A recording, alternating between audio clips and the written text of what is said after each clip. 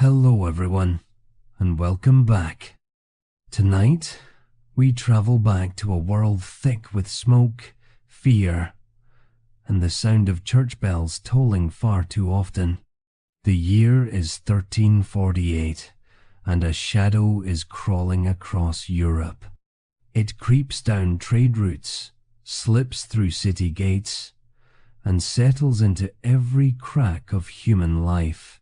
They call it the Great Mortality, or simply the Pestilence. Later, we would name it the Black Death. But back then, it was just the end of everything familiar. Cities that had once pulsed with promise, London, Florence, Paris, had become their own kind of trap. Crowded, noisy, and filthy, they offered no protection against the invisible killer. Narrow streets overflowed with waste, animals, and people pressed shoulder to shoulder. Rats thrived there, living off the scraps of a civilization that believed itself too grand to fall. Fleas found their paradise in wool, fur, and sweat. One bite, and the clock started ticking. At first, no one could make sense of it. Was it a curse? Bad air? Divine punishment? Doctors in long-beaked masks wandered the streets, clutching herbs against their noses, convinced sweet smells could block evil vapors. Prius sprayed. Astrologers pointed to the stars. Nothing worked. By the time a city realized it was infected, it was already too late. Inside the walls, panic spread faster than the plague. People nailed their doors shut from the inside, hoping to seal out death. Others fled in carts and carriages, unknowingly carrying infection with them. Markets emptied, schools closed, and silence fell where laughter used to live. At night, the wheels of death carts echoed through empty streets, calling out for bodies to be collected. The living stopped counting. Yet far from the chaos, in the quiet folds of the countryside, life moved differently. A farmer in a remote valley could work the fields and hear nothing but wind and water. There were no crowds, no markets, no passing ships. The air was cold and clean. Fewer rats, fewer fleas, fewer chances. Out here, survival was not science, it was isolation. The same loneliness that weighed on the rural poor suddenly became their greatest advantage. Isolation was not glamorous, it was brutal. A single accident, a bad harvest, or a wolf at the door could undo everything. But when the plague came, those who lived far from trade routes found themselves protected by distance itself. Villages perched on hills or tucked in forests often reported fewer deaths. In places where the plague reached late, people had already heard the rumors, so they locked their doors, closed their churches, and waited. One of the strangest stories of that time comes from the monasteries. Long before quarantine was a word, monks were already practicing it without knowing. Many religious orders lived under strict isolation, sleeping in single cells, eating alone, keeping silence. They were not hiding from disease. They were obeying rules of faith. But their discipline accidentally became the best defense system in medieval Europe. The Carthusian order, for example, lived high in the mountains, far from the bustle of towns. They grew their own food, drank their own water, and spoke only when necessary. When the plague spread below, they simply kept their rhythm, prayers, gardening, copying manuscripts, resting, repeating. For months, some monasteries escaped untouched, while entire cities crumbled. They had no idea that the habits that kept their souls clean were also saving their bodies. Not all were spared, of course. Many monks broke isolation to serve the sick, carrying last rites into infected homes. Some became martyrs of compassion. But in every case, the pattern held true. Routine, order, and distance were stronger than superstition or wealth. It was not the noble or the powerful who lasted, it was the disciplined and the quiet. Meanwhile, in the cities, connection itself became deadly. A merchant shouting prices at the market, a midwife tending to births, a priest offering communion, all became unknowing couriers of death. The same trade routes that brought spices, silk, and stories from distant lands now delivered disease. Ships docked in harbours with goods and corpses aboard. Fleas jumped from rats to sailors to dock workers, and from there into the veins of entire nations. Florence, one of the most cultured cities of the time, saw perhaps 100,000 people die in a matter of months. Chroniclers describe dogs wandering empty streets, houses abandoned with meals still on tables. In London, corpses were buried in mass pits so vast that gravediggers lost count. The Pope ordered fires to burn day and night in hopes of cleansing the air. Paris physicians prescribed bloodletting, potions, and crushed emeralds. None of it mattered. And yet, among the chaos, patterns began to emerge. The rich who fled early had the best odds. The ones who stayed behind often died. Families who shut themselves in quickly, who refused visitors, sometimes made it through. A locked door became more powerful than any prayer. In some places, people began to copy what worked. Fewer guests, smaller circles, less movement. The idea was primitive, but effective. If you do not see people, you do not die with them. Some towns tried collective measures. A few banned public gatherings, markets, and religious processions. Venice, desperate and terrified, began to isolate arriving ships for 40 days. 40 giorni, the root of the word quarantine. It was one of the first organized public health measures in history, and it came not from knowledge, but from fear and pattern recognition. They saw what happened when they did not isolate and chose caution instead. Meanwhile, in the countryside, survival depended on self-sufficiency. People stored grain high above the floor to keep rats away. They cleaned their homes, burned waste, and relied on cats for pest control, though superstitions sometimes backfired. In some cities, cats were killed for being agents of the devil, which only let rat populations explode further. The irony was cruel. Fear of the wrong enemy invited the real one closer. The contrast between city and countryside could not have been sharper. In towns, bells rang constantly for funerals. In distant farms, you could go weeks without hearing a word of news. In one place, people drowned in rumors and fear. In the other, they waited, suspicious and silent, until the danger passed. By the time the worst was over, something strange had happened. The survivors were not necessarily the strongest or the most devout. They were often the most withdrawn. They had mastered a skill we rarely praise, staying still. Their world had demanded action, movement, ambition, but the plague punished those instincts. To live, you had to resist them. Centuries later, historians would look back and realize how geography and simplicity saved millions. Cities like London, Florence, and Avignon suffered catastrophic losses. Isolated mountain villages sometimes escaped almost untouched. The patterns were not random. They told a story that still feels eerily familiar.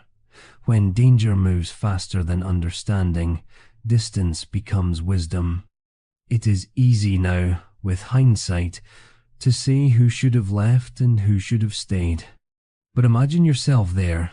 No science, no maps, no cure. Just choices. Do you leave the city, not knowing if you will starve on the road? Do you stay inside, listening to the silence outside your window, praying you do not cough tomorrow? Every decision carried weight.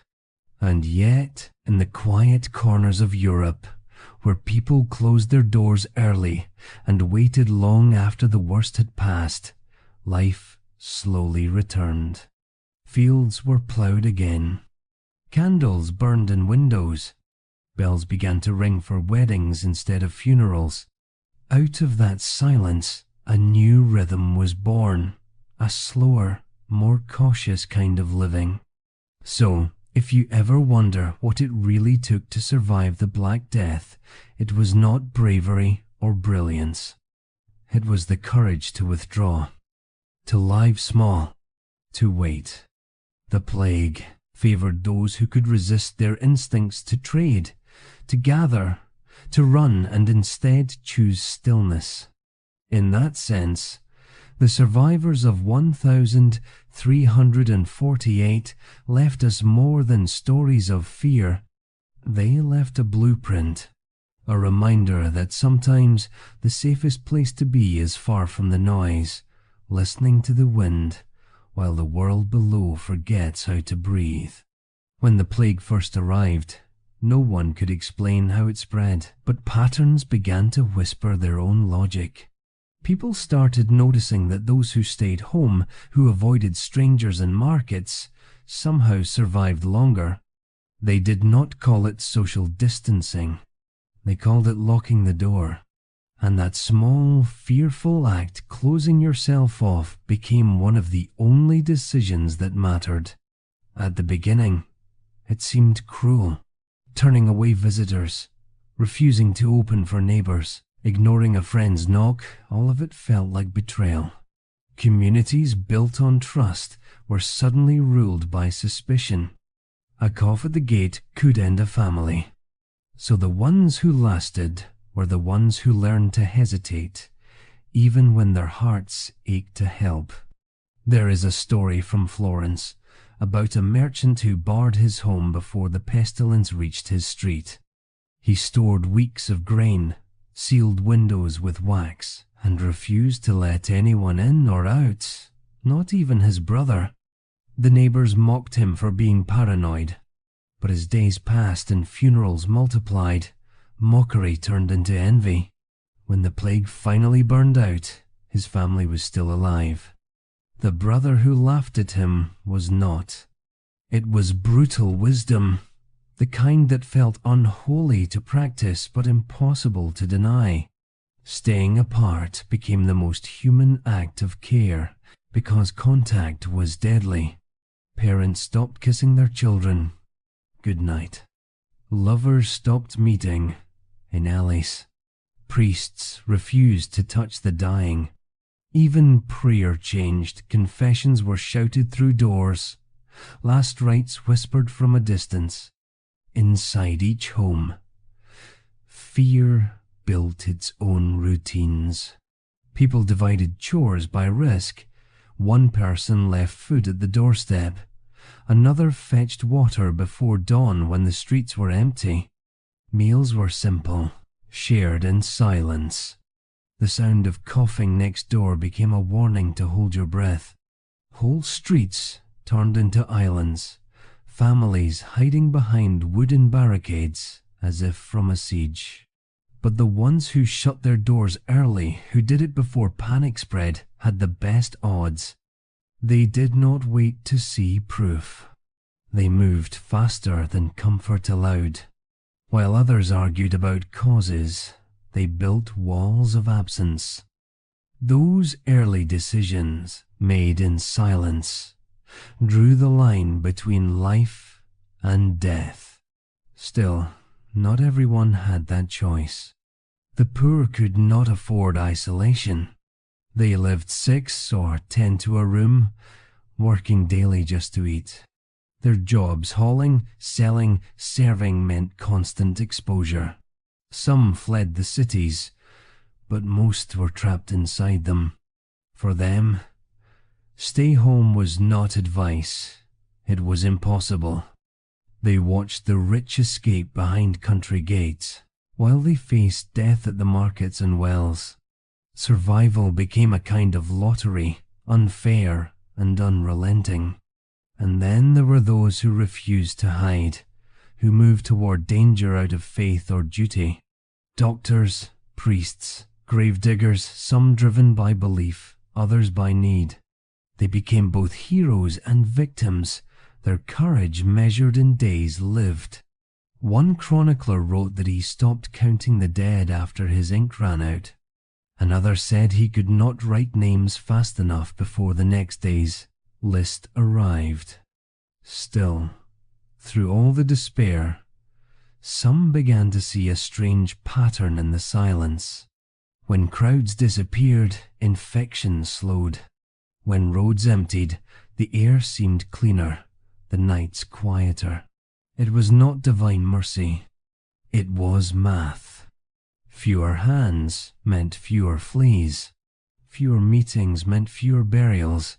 People began to act on instinct before science could explain why it worked. In some places, whole villages closed themselves off completely. Gates were locked, bridges blocked, paths hidden. Anyone who tried to enter was turned away, sometimes by force. Harsh, but effective. There are records of mountain towns in Italy and Switzerland that survived almost untouched, simply because they cut contact early and never reopened until months after the cities were ash. A famous example is the small English village of Iam. Decades later, during another plague, when the disease arrived, they chose to quarantine themselves entirely to stop it spreading beyond their borders. It cost hundreds of lives inside the village, but it saved countless others outside it. Their isolation became a legend of sacrifice. The lesson, though harsh, echoed what survivors of the Black Death had already known. Distance saves, even when it hurts. Inside isolated homes, days blurred. People marked time by candle stubs and the slow rhythm of waiting. Some prayed constantly, others sat in silence, listening for the faintest noise outside, a bell, a cough, a cart. Isolation was its own sickness, breeding anxiety and strange dreams. But those who could endure it, who learned to make peace with solitude, were the ones who saw the world return. And something shifted deep inside human behavior. After the plague, people understood in their bones that crowds could kill. The survivors did not trust the marketplace as they once did. They built homes farther apart, widened streets, and left space between doorways. Even festivals changed. The memory of contagion haunted every gathering. What we now call public health began not from doctors, but from ordinary people learning to stay away. That instinct of retreat, of stillness, was not cowardice. It was adaptation. When the invisible world becomes lethal, courage is measured not by who fights, but by who can wait. The merchant behind his locked door, the mother who stops her children from playing outside, the monk who prays alone in his cell, all were early architects of survival. Looking back, it is almost poetic. The plague did not just kill bodies. It rewrote habits. It taught people to fear touch, to see silence as safety, and solitude as mercy. And in that long winter of isolation, humanity discovered something new. Sometimes the greatest act of love is to stay away. The way people dressed in the 14th century was more than just a matter of pride or status. It was a matter of life and death. Before the plague, clothing was a symbol of hierarchy.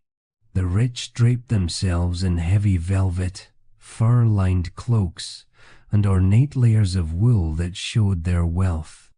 The poor wore rougher fabric, patched linen, or coarse hemp. No one thought about fleas. Why would they? They were invisible, insignificant. Yet those tiny creatures hid in every fold of luxury. In the crowded streets of Florence and London, people wore their status like armor. But in the face of the plague, that armor turned against them. Thick fabrics trapped warmth and sweat, perfect conditions for fleas to thrive. The plague did not care about class, but clothing gave it a map.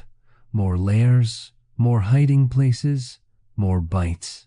Wealthy homes with carpets, furs, and feather mattresses became silent feeding grounds. Even the doctor's famous beaked robe, designed to protect him, often carried the very insects he feared. Contrast that with the countryside. Peasants wore little more than light linen tunics, washed by rivers and dried in sunlight.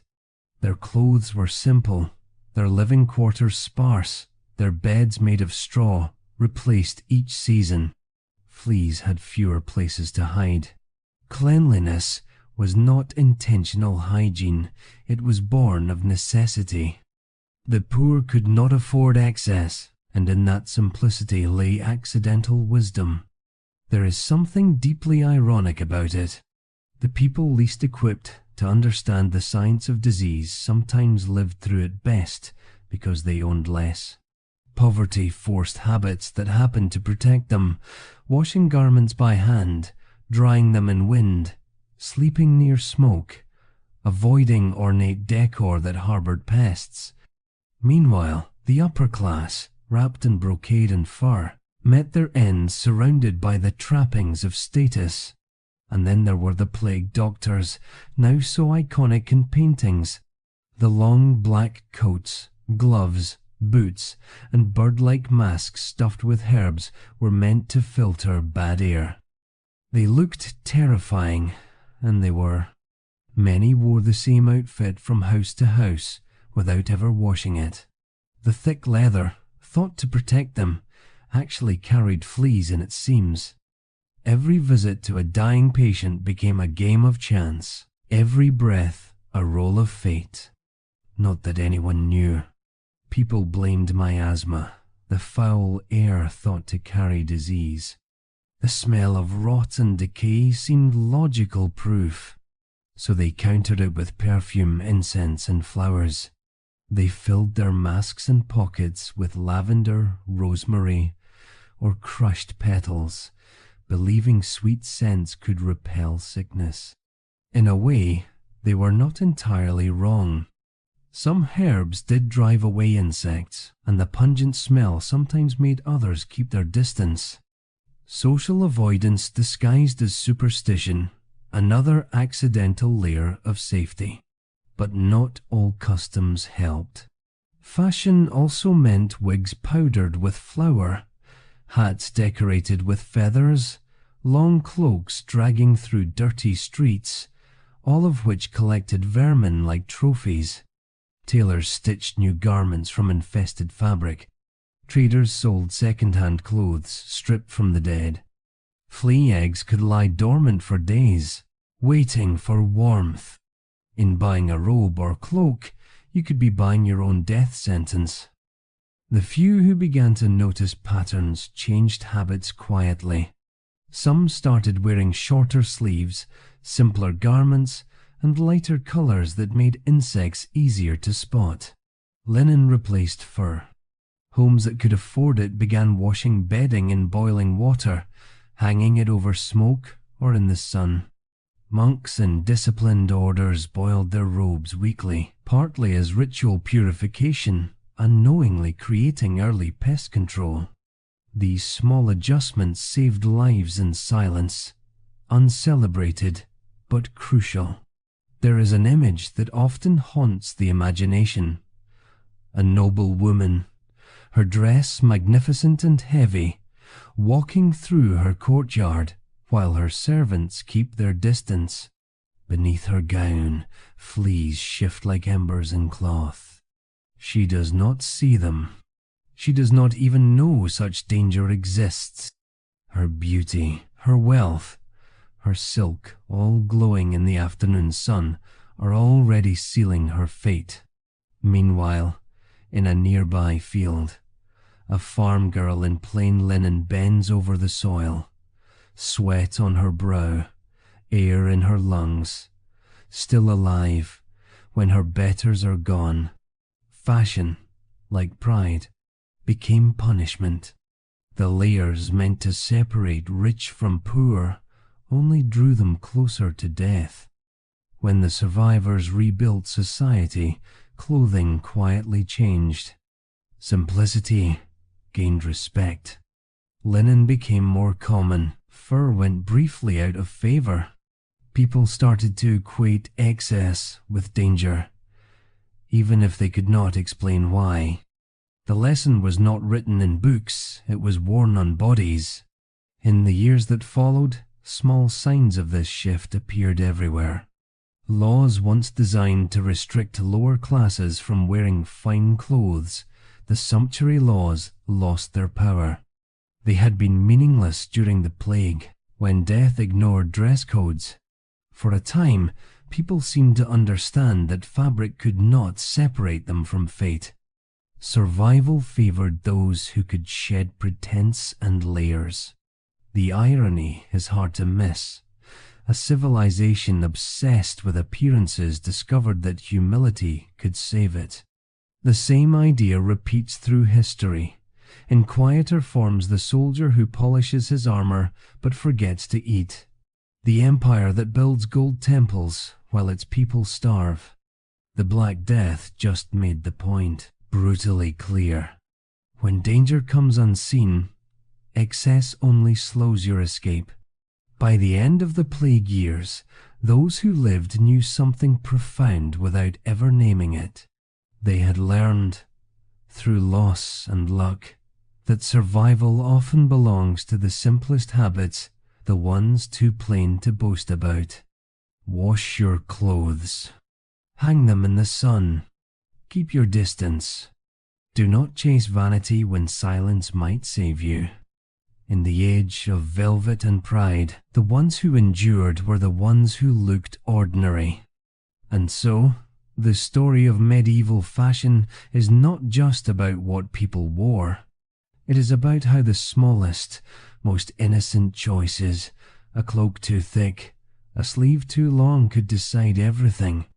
A reminder that, in times of crisis, the difference between danger and safety can be as thin as a single layer of cloth. When the world was falling apart, some people did not need medicine or miracles, they just needed altitude. Geography quietly became destiny during the Black Death. The higher you lived, the better your chances. The disease spread fastest where people gathered most, dense, damp cities with heavy air and slow wind. But the wind was everything. In the mountains, it blew clean and constant. It carried away the smells of rot, the fleas that clung to clothes, and the fear that lived in crowds. In the lowlands, cities like Venice, Marseille, and London suffocated under their own density. Rivers that once brought trade and prosperity turned against them. Their waters ran with waste and corpses. Rats multiplied along the docks, slipping from ship to shore unnoticed. Every crate, every bale of wool became a small Trojan horse, hiding death in its fibers. Merchants kept the ports open. As long as they could trade meant survival, but it also meant exposure. When the rats came off the boats, they did not stay by the water. They climbed the hills and followed the roads, but altitude slowed them.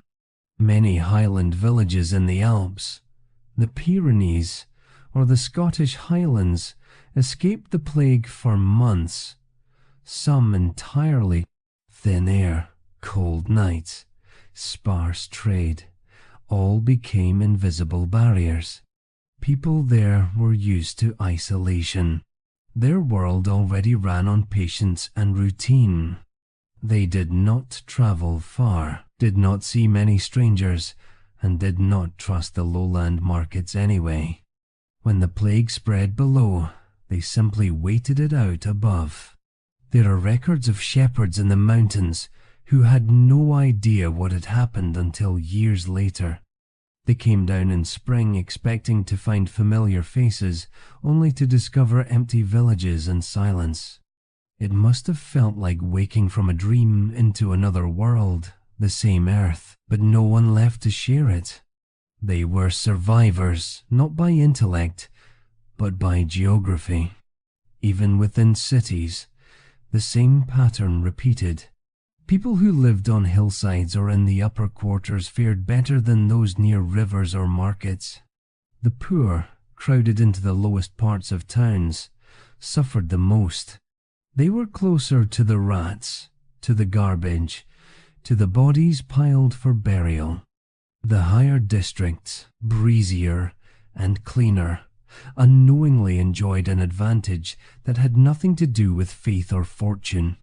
In Florence, the wealthy families who fled to their villas in the hills survived in far greater numbers. It was not because of medicine, it was the air. Boccaccio's Decameron begins with this very image.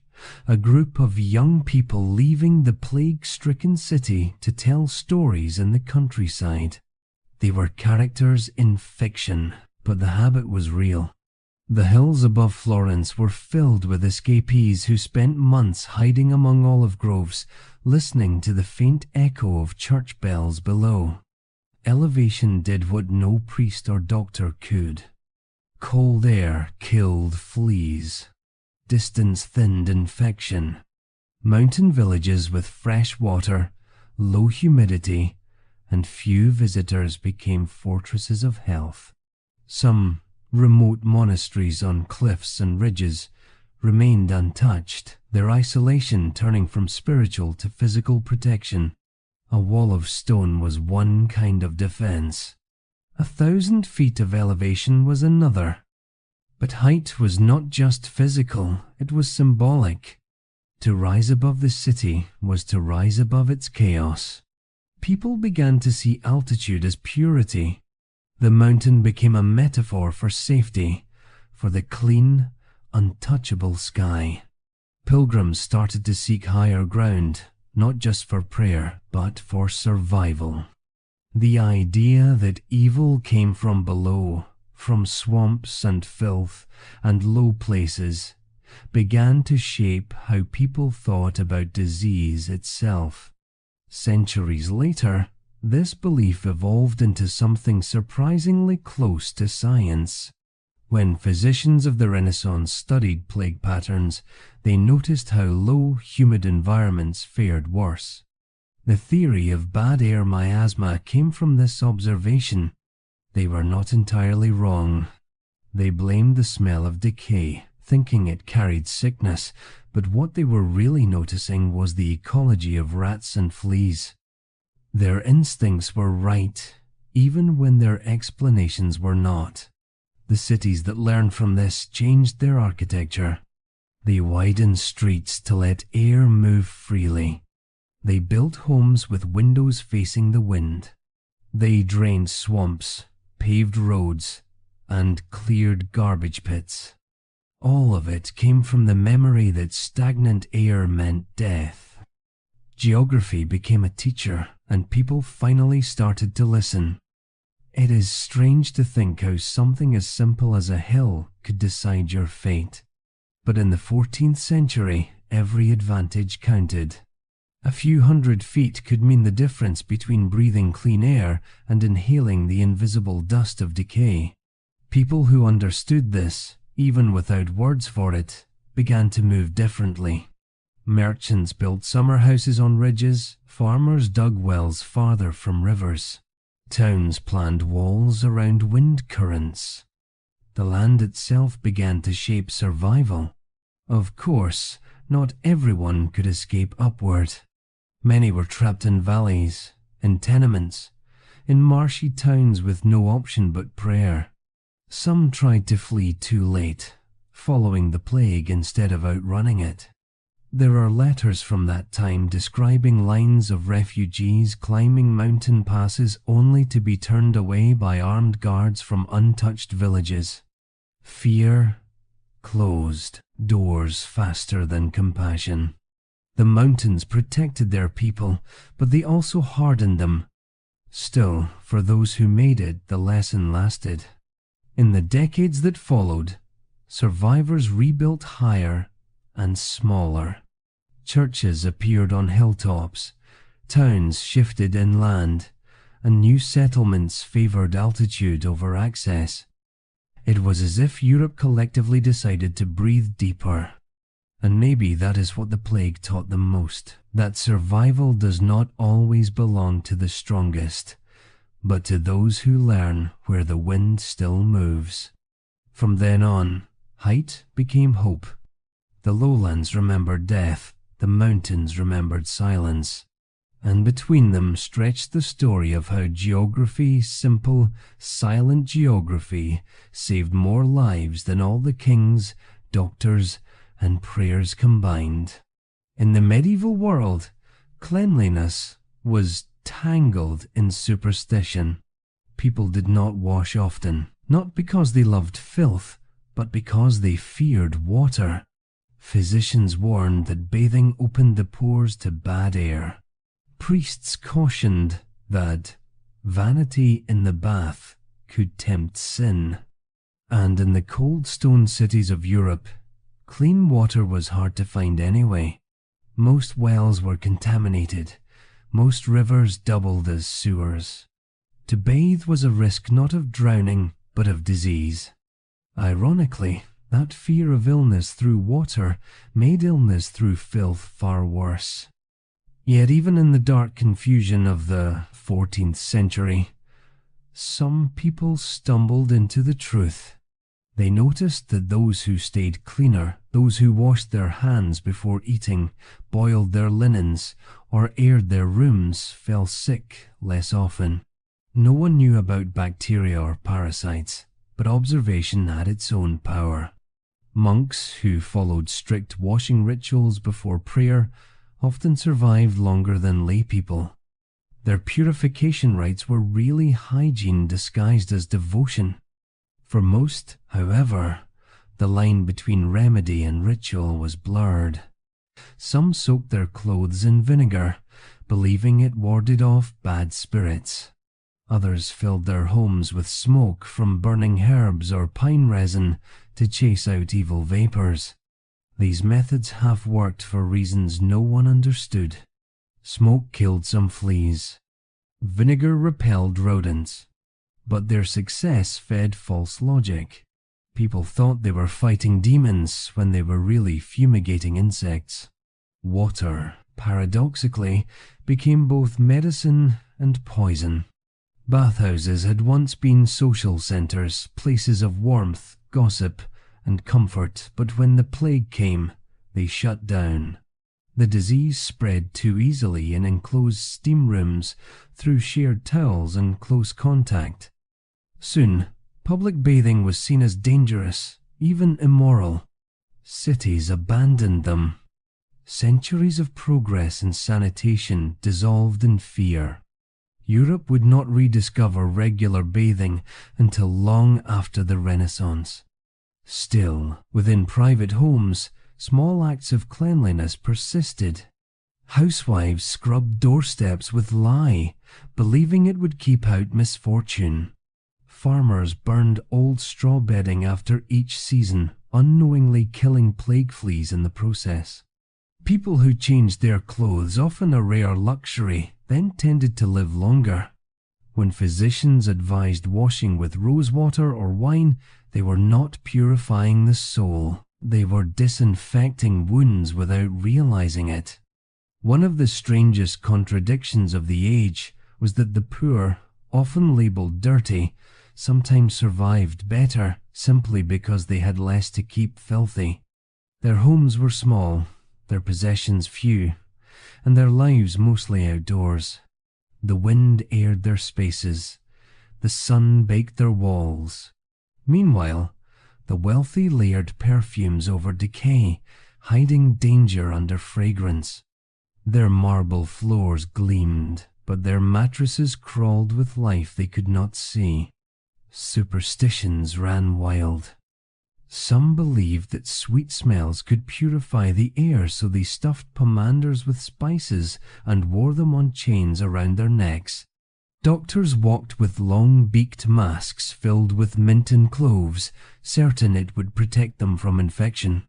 Others claimed loud noises could scatter the disease, so church bells rang day and night, cannons fired in cities, and prayers were shouted from rooftops. The sound was constant, the fear louder still. The truth, hidden beneath layers of myth, was simple. The clean survived. Not perfectly, not always, but measurably. In towns where people began washing streets with lime or vinegar, infection rates dropped.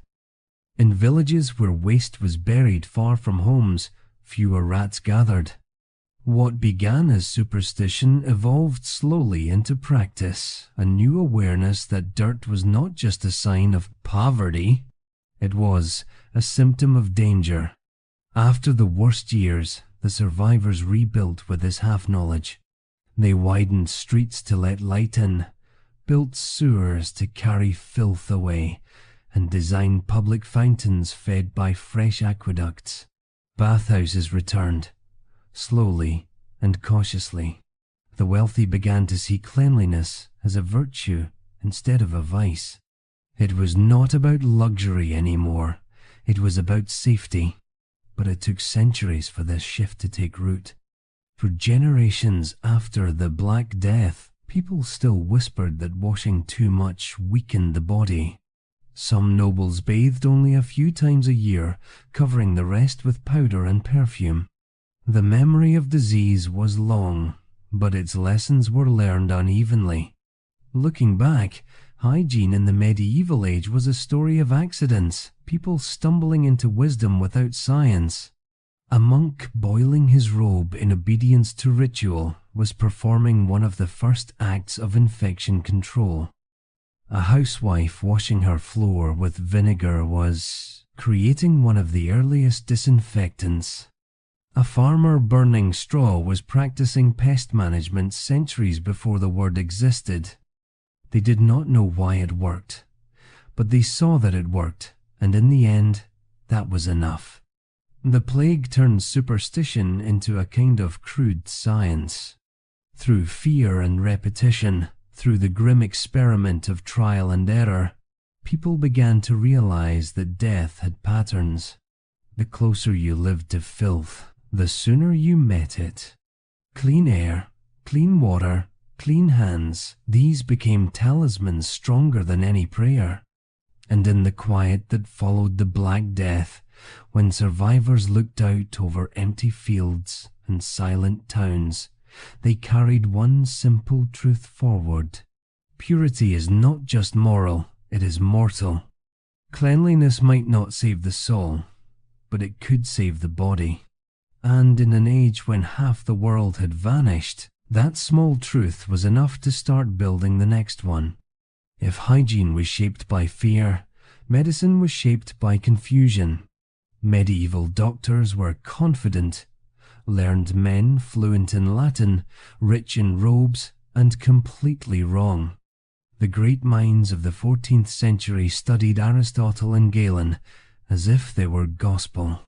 Disease, they believed, came from imbalances of the four humors: blood, phlegm, yellow bile, and black bile.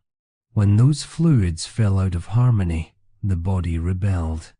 Their cure, bleeding, purging, or prayer, sometimes all three. When the plague struck, medicine met its match.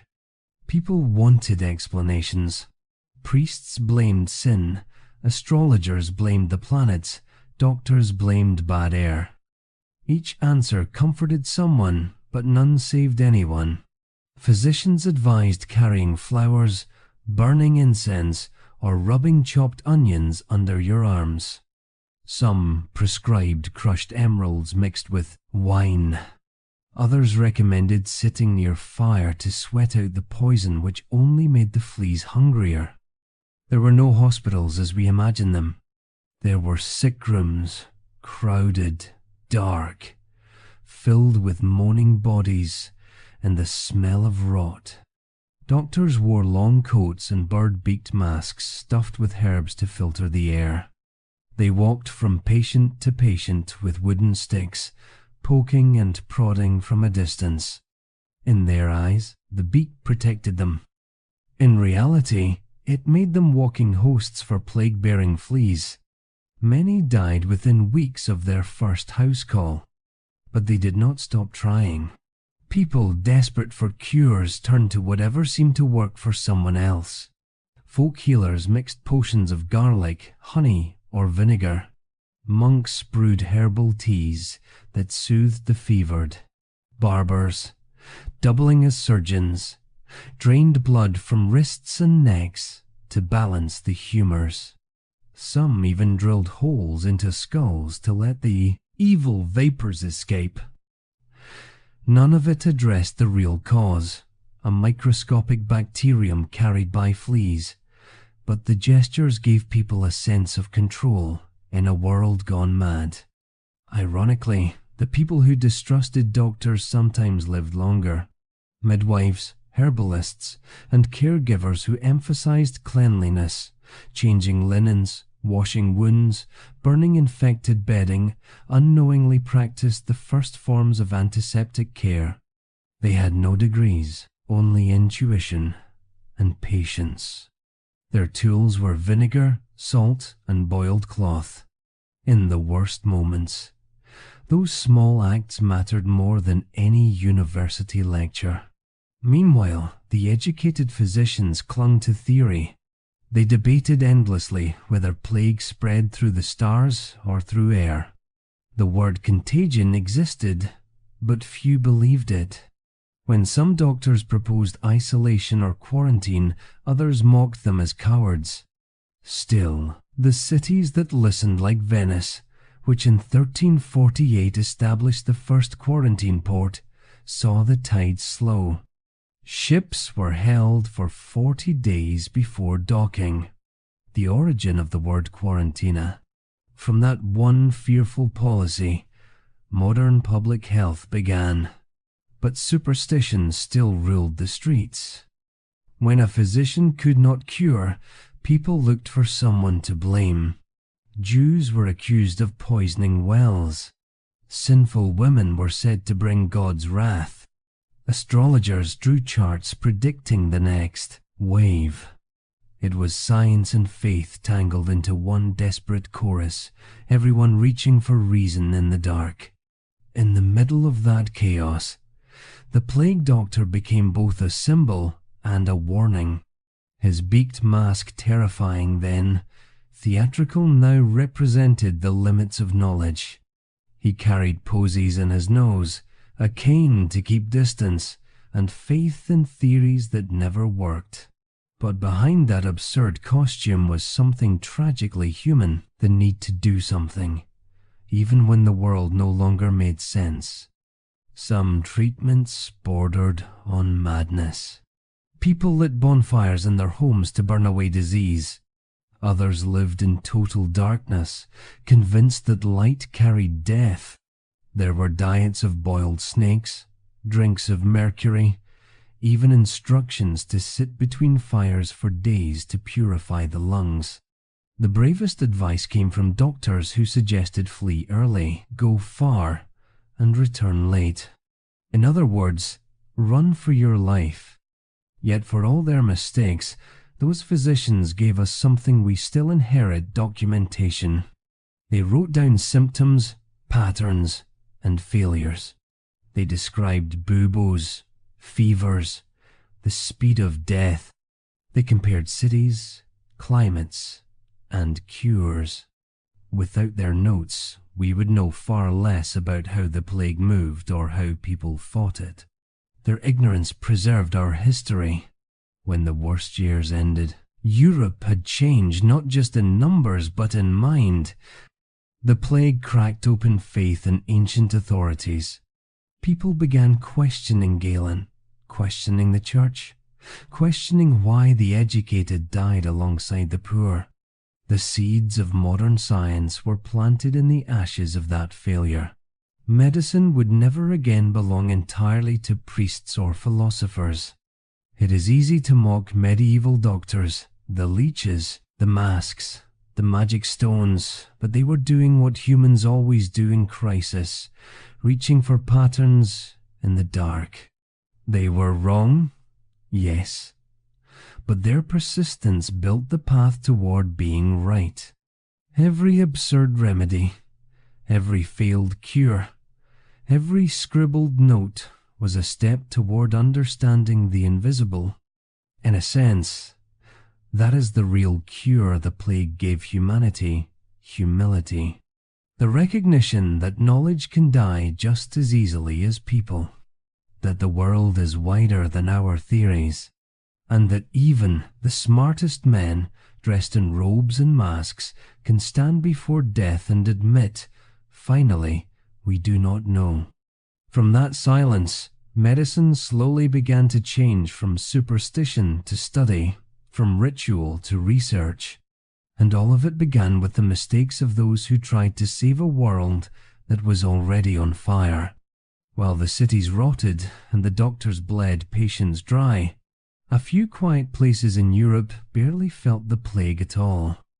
They were not lucky by chance, they were built for solitude.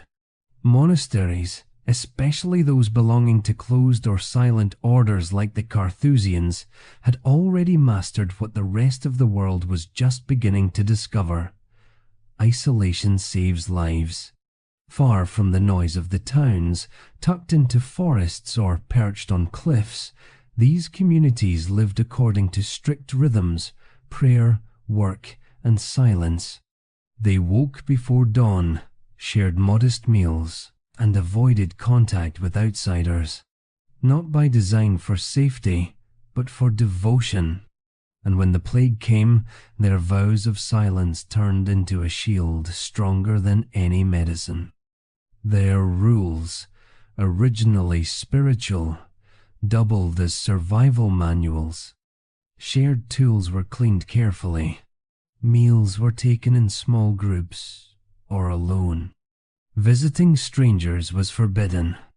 Their gardens fed them. Their wells sustained them. They did not need markets, taverns, or trade routes, all of which were highways for death. Some monasteries even maintained their own burial grounds, meaning they never had to send the dead to crowded city pits. In their stillness, they became invisible to the disease. It was not perfect. Not every monk survived. Some, driven by faith and compassion, left their walls to care for the dying. They went into cities carrying food and prayer, often returning only as bodies. Others stayed behind, praying for the souls of those already lost. A few wrote about the silence that followed, how their chants echoed through empty halls, how the bells rang over untouched valleys. Their survival stories sound almost otherworldly, but they reveal something simple. Structure protected them. Inside those stone walls, discipline replaced chaos. While townspeople fled in panic, monks followed a routine that left little room for contagion. They washed regularly, not from belief in hygiene but from ritual purity. They grew herbs, sage, thyme, lavender for medicines that happened to repel fleas. They ate plain food, drank clean water, and avoided the feasts that turned urban gatherings into outbreaks. Their obedience to rule became accidental science. Imagine a monk sitting in his narrow cell, copying scripture while the world outside collapses. The quill scratches on parchment. The air smells faintly of wax and earth. He has no idea that his isolation is saving him. To him, it is penance, not prevention. Yet his order will outlast empires. When the plague finally ebbs, monasteries like his will emerge as some of the few places left standing, quiet islands in a drowned continent. Even among these survivors, humility remained. Many wrote that their safety was divine mercy, not human design. But modern historians reading their records can see the pattern clearly: reduced contact, controlled environment, and a community that enforced it without argument. The first real quarantines in Europe were not declared by governments. They were lived by monks. In Venice, later on, officials would formalize the idea: 40 days of isolation for arriving ships, 40 giorni. But centuries before that, cloistered monasteries were already proving the concept through faith. They had no need to flee because they had never crowded in. There is a subtle beauty in that. The same traits that made monastic life hard, its solitude, silence, and discipline, also made it safe. In an age obsessed with noise and excess, the monks had chosen simplicity and patience. Without knowing it, they were modeling the behavior that would one day be called public health. Some of those quiet survivors did more than endure. They documented. They wrote about the towns that sent no word, the fields left untilled, the families that vanished. They recorded births and deaths, prayers and names. Their manuscripts became the memory of Europe, preserving what entire cities forgot. The Black Death did not just shape medicine, it shaped history through the hands of those who were absent from the worst of it. After the plague, monasteries became sanctuaries for orphans and refugees. Their walls filled again, this time with people seeking peace rather than penance. The monks taught them to farm, to heal, to live simply. The same isolation that had saved them now became a form of service. And when later epidemics came: cholera, typhus, smallpox, the idea of quarantine carried their imprint: stay apart, stay clean, stay faithful to the rhythm that keeps you alive. It is strange how wisdom hides in obedience. The monks did not invent quarantine to be clever. They simply followed their vows. But their lives proved something science would take centuries to articulate: that health begins with boundaries. In a way, their solitude became a mirror for humanity itself. The plague taught everyone what the monks had known all along: that sometimes survival depends on stillness. While the world raged and panicked, they listened to the quiet. And in that quiet, they lived. When the Black Death came, your job could quietly decide your fate. In a world without medicine, survival depended not only on luck or geography, but on what you did for a living, where you stood, who you met, how often you touched others. Occupation was destiny. The city's busiest workers were the first to fall.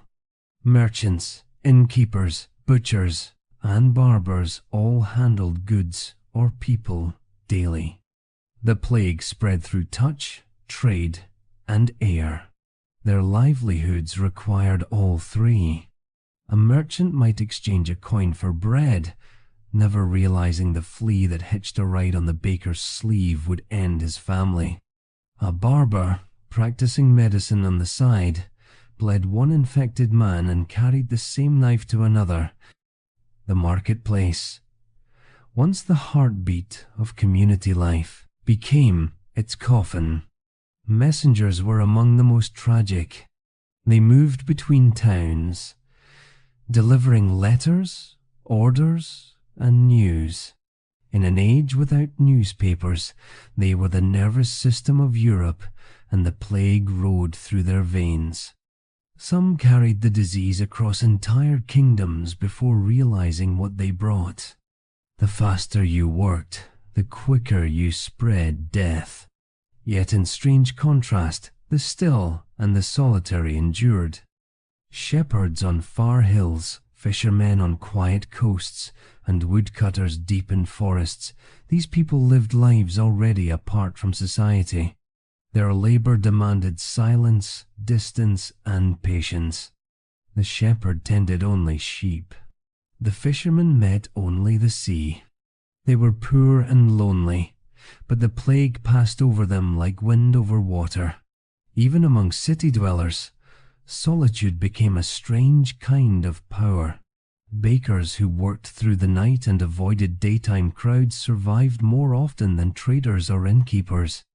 Grave diggers, though surrounded by death, fared surprisingly well, perhaps because constant exposure to the dead meant fewer interactions with the living. Some wore vinegar-soaked rags around their faces, an act of self-preservation mistaken for reverence. Religious roles showed the sharpest contrast. Priests who tended to the sick often died early, while reclusive monks and hermits survived behind monastery walls.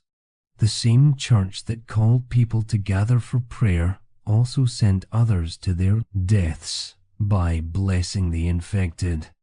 Devotion was both weapon and weakness. One of the most dangerous jobs was waste collection. Nightmen, as they were called in some cities, hauled away garbage, sewage, and sometimes bodies under cover of darkness. They lived short lives even before the plague, but during the outbreak, they became indispensable. Cities could not bury their dead without them. Many died in days, but others, through constant exposure and rough immunity, lived to see the aftermath. Their work was horror, yet necessary a reminder that civilization rests on those willing to touch what others will not. Then there were the travelers, pilgrims, soldiers, and sailors. All carried faith or duty, but also infection. Pilgrims moved between shrines, kissing relics, praying in crowds. Soldiers shared cramped tents, their wounds inviting infection. Sailors, trapped on ships infested with rats, carried the plague across borders. Ports became death traps, their harbors filled with ships whose crews had already died. Those vessels drifted silently to shore, their cargo now a weapon. But the plague also birthed new occupations. Watchers were hired to guard the doors of infected houses, ensuring no one entered or escaped. Searchers inspected corpses and reported deaths to authorities. Pest masters burned contaminated clothing and bedding, often earning more than doctors but living less. Fear itself became an economy, the dead feeding the living. And through it all, the social order cracked. Nobles who once relied on servants found themselves alone. The servants were gone, dead, or fled. Farmers abandoned estates. Laborers demanded higher wages. The plague did not just kill, it redistributed power. When the survivors emerged, they discovered a world where labor suddenly mattered more than lineage. Fields needed hands, not titles. In that way, the plague became a brutal equalizer. It did not care about crowns or robes, but it revealed which lives were built closest to danger. The rich could flee sometimes too late. The poor stayed, worked, and died. But a few, those who already lived far from the noise of trade and touch, carried their small professions into the next century. It is humbling to think how survival could hinge on such ordinary habits. The same shepherd who thought himself invisible to history was, in truth, history's proof of endurance. His job, quiet, patient, remote, became the blueprint for surviving contagion. And the world, though it did not yet know the word epidemiology, began to sense the pattern. Those who moved least lived longest. The plague was not just a test of faith or fortune. It was a test of movement. The ones who labored with their hands far from crowds, who spoke rarely, who worked with nature instead of people they outlasted kings and scholars. When Europe rebuilt, it was on the backs of those survivors, the invisible professions that never stopped working, even as the world stopped breathing. For centuries after, people would blame witches, strangers, even the stars for the Black Death. The real culprits were far humbler rats and the fleas they carried. Small, silent, and unstoppable, they moved through homes and markets without ever being noticed. And by the time anyone saw them, it was already too late. The medieval home was a perfect haven for them. Stone floors, straw bedding, food scraps left overnight, and warmth from cooking fires.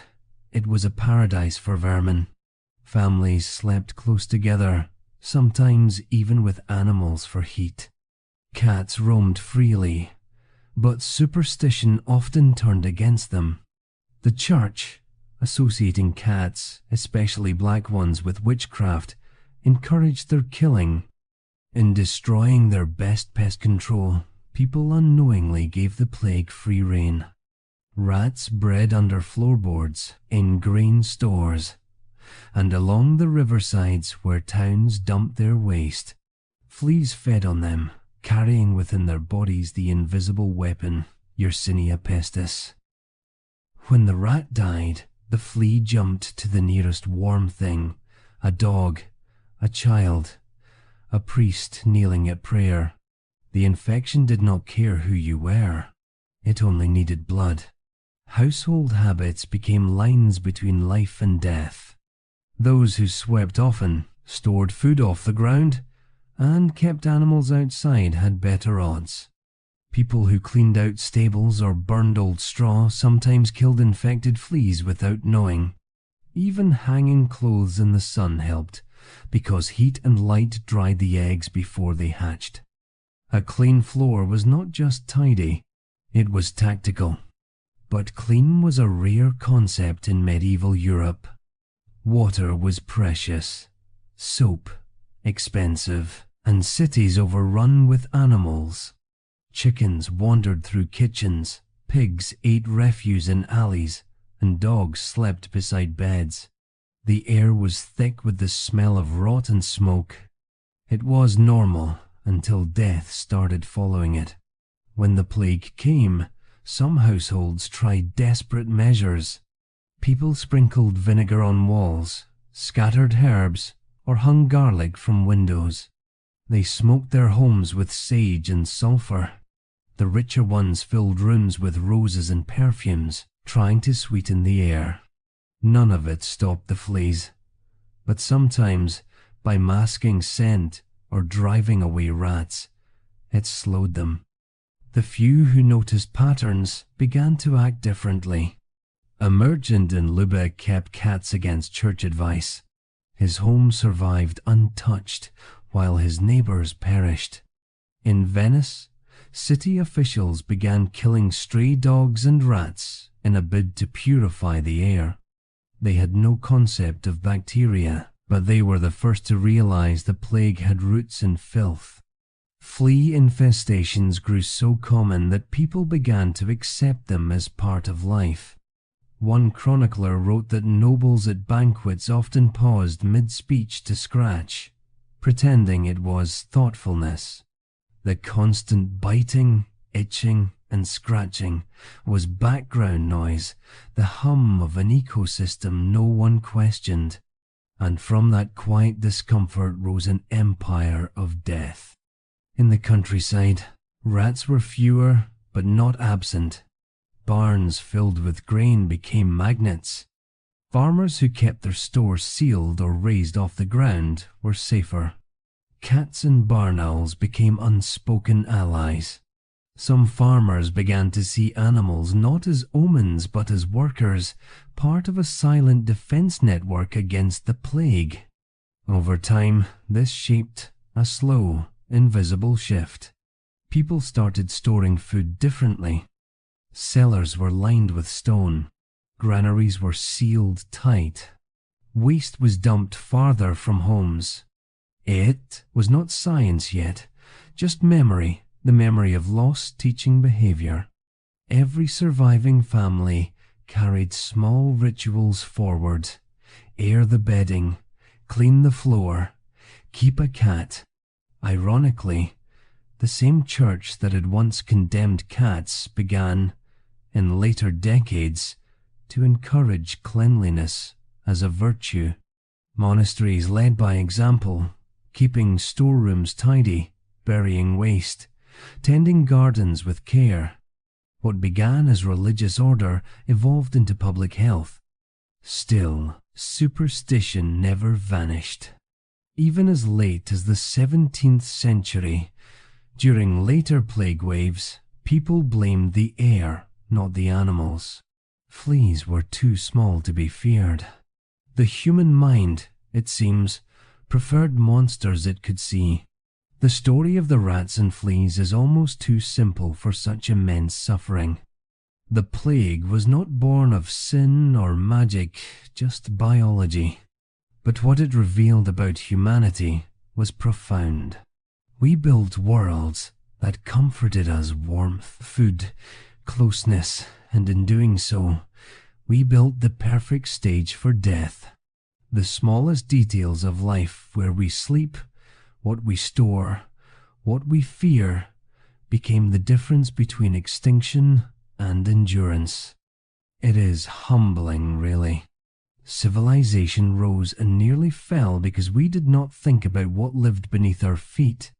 And in the end, when people rebuilt, they did not just raise walls higher. They changed how they lived inside them. They lifted beds off the floor, stored food in sealed jars, cleaned their thresholds, and let cats live again. These habits, born from grief and instinct, would slowly form the foundations of sanitation. It was not knowledge that saved them, it was adaptation. A slow learning written not in books, but in scratches, bites, and small acts of care. The rats moved through our homes, but in their wake, they forced humanity to finally see what home meant, not safety by default, but something we must earn, keep, and protect. One clean floor at a time. As fear spread faster than the plague itself, the cities began to unravel. When no cure worked, when priests died mid-sermon and doctors vanished, people turned their terror toward each other. Every rumor found a target. Every grief needed someone to blame. And in that vacuum of reason, cruelty flourished. In some towns, strangers were hunted on sight. Foreign merchants were accused of carrying cursed goods.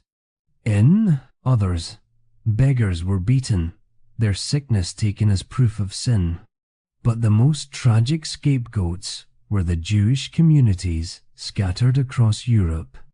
When wells turned foul or bodies piled high, mobs whispered that the Jews had poisoned the water.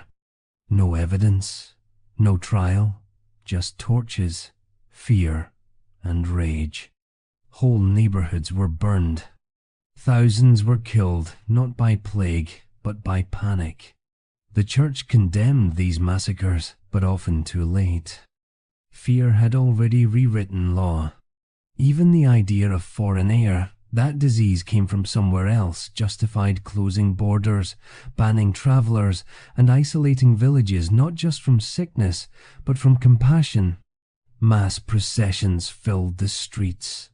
Barefoot penitents whipping themselves with chains, chanting hymns, begging forgiveness for the world's sins. The flagellants believed that if they suffered enough, God would spare them. They marched from town to town, bleeding and praying, spreading hope and contagion in equal measure. Cities banned them, others joined them. The line between faith and hysteria vanished. Rumors became their own epidemic. People claimed the stars had turned against them, that witches brewed storms of death, that God had abandoned earth. Families barricaded doors, not just against illness, but against neighbors. Anyone who sneezed was shunned. Anyone who buried too many relatives was suspected of witchcraft. Silence grew where friendship used to live. In the countryside, travelers were met at spear point. Villages blocked bridges with wagons and hung signs reading "No entry, death within." Isolation that once meant survival began to mutate into suspicion. Kindness became dangerous. Hospitality fatal. And yet, even amid the madness, small acts of mercy persisted. Some towns organized burial teams to collect the dead with dignity. Others established pest houses for the infected, primitive quarantines that kept families apart but offered a chance at survival. Fear made people cruel, but it also made them inventive. Order tried to reassert itself, even in chaos. Still, the plague left deep scars that outlived its symptoms. When it finally receded, many survivors carried guilt for abandoning loved ones, for running from neighbors, for doing what they had to do to live. They returned to empty streets, ashes, and silence. The faces they blamed were gone, but the shame remained. This is one of the quiet truths of every catastrophe. Panic is its own contagion. It spreads through words, through glances, through desperation. And once it takes hold, reason dies before the body does. The Black Death did not just expose the weakness of medicine, it exposed the fragility of trust. The same fear that should have united people drove them apart. It taught Europe a brutal lesson that would echo for centuries. When the invisible enemy comes, the real battle is not only against death, but against the part of ourselves that looks for someone else to burn. When the plague left no logic standing, people turned to what they could still touch: herbs, charms, and the comforting weight of ritual. Science had failed them. Faith was fraying. And yet the human urge to do something remained. So they improvised cures out of folklore, half-remembered wisdom, and desperate imagination. Garlic was chewed like medicine. Vinegar was drunk by the cup. Some rubbed crushed emeralds on their skin, or carried amulets carved with Latin prayers. Housewives hung rosemary, sage, and bay leaves in doorways. Apothecaries sold sachets of lavender to pin inside coats. Every street smelled like a garden fighting to smother death. And for a moment, it worked not as a cure, but as comfort. Perfumes and flowers became talismans of survival. The wealthy walked with posy rings, small bouquets they held to their faces to block the stench of rot. Children sang nursery rhymes about roses and ashes, unaware they were writing the soundtrack of catastrophe. The plague doctor's beaked mask, stuffed with mint and spices, was just a grander version of the same idea. Keep sweetness near, keep sickness away. In poorer districts, faith and fear fused into stranger customs. People burned herbs under beds, washed walls with wine, or whispered spells while lighting candles. Some wore charms etched with symbols of the planets, believing celestial forces could redirect the poison in the air. Others drew protective circles in chalk around their doors. In a world without explanation, magic filled the gap where science should have been. Yet not all folk remedies were useless. Many herbs, sage, thyme, juniper, truly did repel fleas. Vinegar could disinfect wounds. Garlic strengthened breath and appetite. The line between superstition and instinct blurred. What doctors dismissed as peasant nonsense sometimes saved more lives than university medicine. These practices also gave people rhythm when life had lost shape. To mix herbs each morning, to say a prayer before sealing the door, it was a small rebellion against chaos. Ritual made fear bearable. Even when neighbors fell one by one, people clung to the repetition of small gestures as if their bodies remembered order when their minds could not. The same psychology echoed in religious life. Bells tolled not only for the dead, but to cleanse the air with sound. Fires were lit in town squares for warmth and purification. Pilgrims carried relics across borders, certain that a saint's bone or a scrap of cloth could shield them. The church blessed these acts because belief itself was a kind of medicine. Despair, after all, killed faster than fever. As the years passed, some of these customs fossilized into tradition. Lavender at windowsills, herbs in kitchens, spring cleaning before Easter, echoes of plague habits disguised as piety.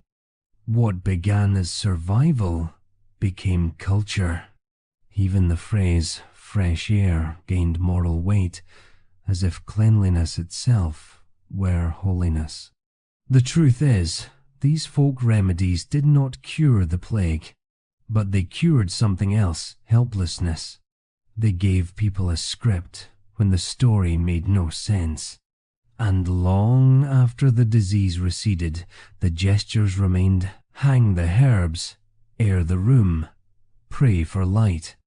They were memories of survival wrapped in scent. Every civilization leaves behind its medicines. Few leave behind their rituals of fear. The Black Death left both, and between them, the faint reminder that when reason collapses, faith in the small and symbolic can still keep a soul alive long enough for the world to begin again. When the Black Death finally loosened its grip, Europe was not the same continent. The survivors stepped out into quiet cities and empty fields, not knowing why they were still alive when so many others were not. There were theories, prayers, and guesses, but mostly there was silence. In truth, survival came down to a mix of instinct, accident, and geography. Luck had chosen its favorites. Some people had been isolated by chance: a farmer snowed in through winter, a widow who avoided crowds out of grief, a traveler delayed by weather.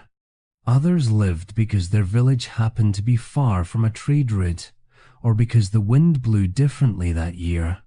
Even diet and blood type may have played a role, though no one could imagine such invisible math. In every generation since, the question remains the same: why them and not us? The survivors did not have the words, but they had pens. Monks, merchants, and chroniclers began to write lists of the dead, accounts of symptoms, prayers for deliverance. Those records are how we know their world at all. From the papal archives in Avignon to the diaries of Florentine notaries, each entry is a fragment of collective trauma. Some are coldly factual dates, numbers, parish names. Others read like confessions. I buried my wife on Tuesday. On Thursday, I buried my son. The act of writing became its own kind of survival. When you could not control death, you could at least count it. Many who documented the plague did not live long enough to finish their work, but what they left behind became the memory of a vanished Europe. Cities that lost half their people still existed in ink. Words, not walls, held the civilization together. Over time, those notes shaped the future more than anyone expected. The records revealed patterns where death Struck hardest when it slowed, how it traveled. Centuries later, scientists used those same data to map the movement of Yersinia pestis. The medieval scribes, terrified and unscientific, became the accidental founders of epidemiology. But not every legacy was written. The plague reshaped the living in quieter ways. Laborers, once invisible, became essential. Fields lay empty. Wages rose. The rigid hierarchy of medieval life cracked under the weight of absence. Peasants demanded payment, mobility, voice. A generation raised among graves built a more restless world, less obedient, more aware of its own mortality. Even faith changed. Some lost it entirely, seeing no mercy in a God who allowed such ruin. Others clung to it harder, building chapels, painting altarpieces, filling cathedrals with frescoes of skeletons, dancing with kings. The dance macabre became Europe's mirror. Death, it said, was democratic. The rich and poor would meet in the same soil. And art, in that bleak aftermath, bloomed strangely. Painters and poets found beauty in impermanence, writing about time and transience, about how quickly joy turns to dust. The Renaissance, often seen as a rebirth, was born partly out of this despair. When you have watched half the world die, you begin to value the living differently. Curiosity replaces fear. Observation replaces superstition. The legacy of the plague is not just in bones and ruins. It is in habits that never quite left us. Washing hands, opening windows, burying waste, treating air and space as things that matter.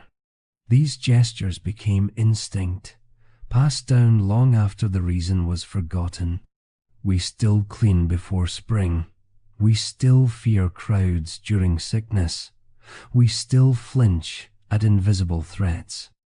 It is memory coded into culture. Every epidemic since the Great Plague of London, cholera, influenza has carried echoes of 1,348. Each time, people rediscover the same fragile truth. Survival is not fairness. It is pattern and chance, shaped by small decisions. Who you touch, where you sleep, how soon you stay home. In the end, the Black Death was both an ending and an origin. It ended the medieval world, but it also began a more self-aware one, a world that would question authority, measure data, study air and blood. Humanity learned, painfully, that fear and curiosity are twins. One destroys, the other builds.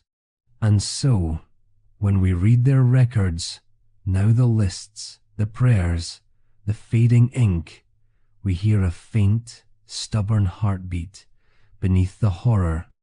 It says, we were here. We endured. We began again. That was their real cure.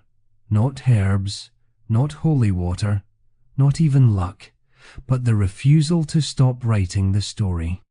And so, we circle back to where it all began, a world trembling under the weight of something unseen.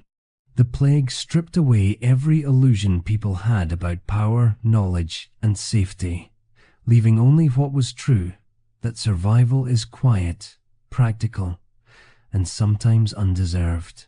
The ones who lived were not always the strongest or the smartest. They were the ones who noticed small things, wind direction, distance, cleanliness, stillness, and listened to them. Every rule of modern health, every public measure we now take for granted, was born from that terror. Washing hands, isolating the sick, burning the infected cloth, studying patterns instead of omens. What feels like common sense today was once bought with centuries of confusion and grief. The Black Death did not end humanity. It remade it. Out of death came data. Out of fear came order. And out of silence came a voice that learned, painfully, to ask why, instead of simply praying please. So as we close this story tonight, remember what the survivors left behind, not just ruins or records, but a kind of inheritance, the knowledge that even when the world seems hopeless, people still rebuild. They still clean, plant, write, and hope. The rhythm of life resumes because it must. Thank you for wandering through this history with me. If you're still here, maybe you feel that quiet thread too. That strange comfort in knowing how fragile we have always been and how often we have risen anyway. Until next time, take care of your small corners of the world and keep them clean.